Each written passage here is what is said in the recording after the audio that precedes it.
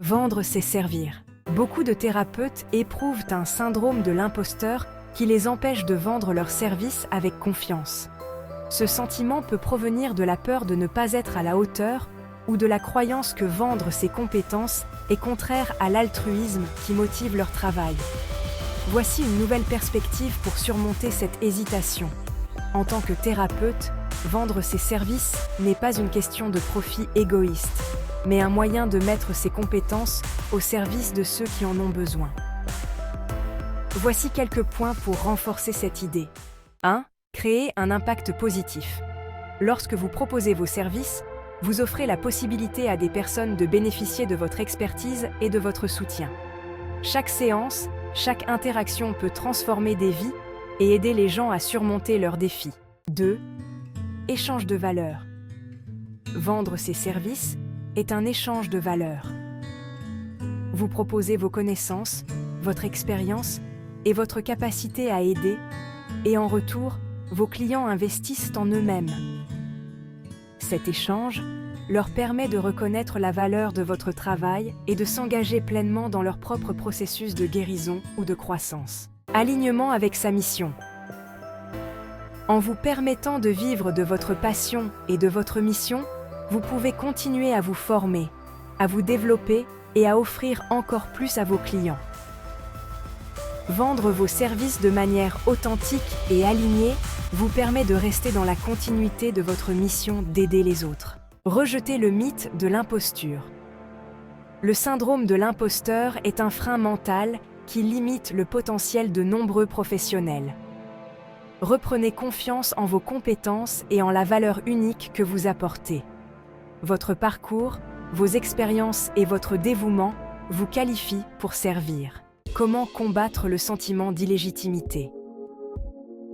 Le sentiment d'illégitimité, souvent ressenti par les thérapeutes, est une manifestation du syndrome de l'imposteur qui peut les amener à douter de leurs compétences, de leur mérite ou de la valeur de leur travail. Ce sentiment provient souvent de comparaisons avec d'autres professionnels, de la crainte de ne pas être suffisamment formé ou de la peur d'être démasqué comme quelqu'un qui n'en sait pas assez. Pour se débarrasser de ce sentiment d'illégitimité, il est essentiel de reconnaître et d'accepter ses compétences et ses réussites. Il s'agit de changer le discours intérieur en se concentrant sur les retours positifs des clients, les progrès réalisés au fil du temps et l'impact concret que vous avez déjà eu.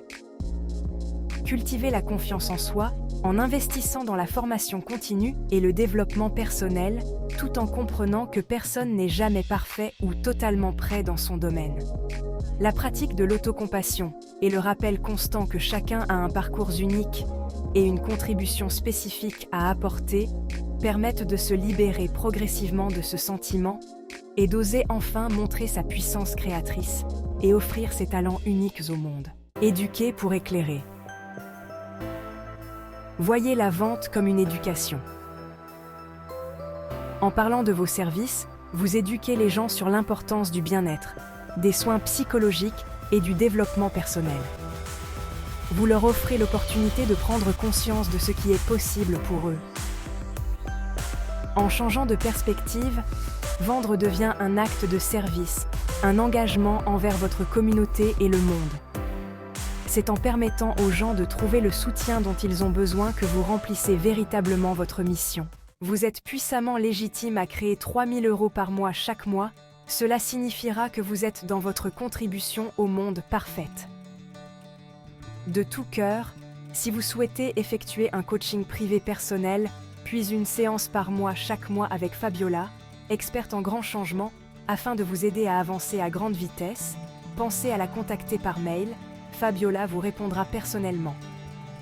Prenez immensément soin de vous, vous êtes précieux et unique.